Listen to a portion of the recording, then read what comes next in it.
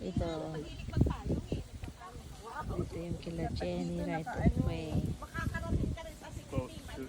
Oo. So, okay. Medyo mahirap lang naka-shorts pag mahaba yung ano. So, okay. Sige, nag-spray naman ako kanina.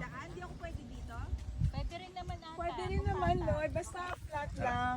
Sige, sige. Ito, naka-video na yan.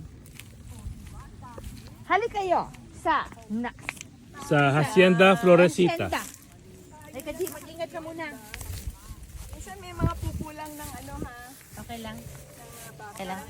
May mga gumagala-galang mga baka at mga kambing dito dahil wala pang fence. Ito na ba yung para pang fence in Jen?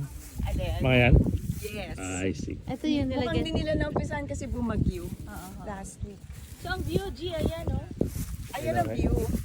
So dapat na dyan ka magkano Kaya ng ba? kung magpapatayo ka, yan ang ano. Kailangan mataas medyo yung ano natin para yung... Itong part nyo, mataas to kasi medyo sa slope na ganyan. Oo.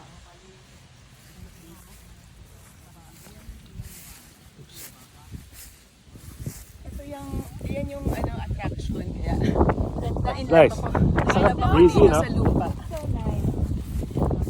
Pag papa-December na, lalamig na rin. Sige, ingat ka dito. Dati ang hirap maglakad dito kasi kakatuto lang nung tubo. Ang daming matatalas.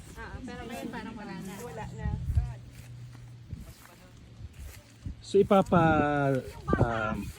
level up yung lupa pa sa inyo? Hindi na? Maganda kasi yun. May May terrain, may attraction terrain. yun. May ganon.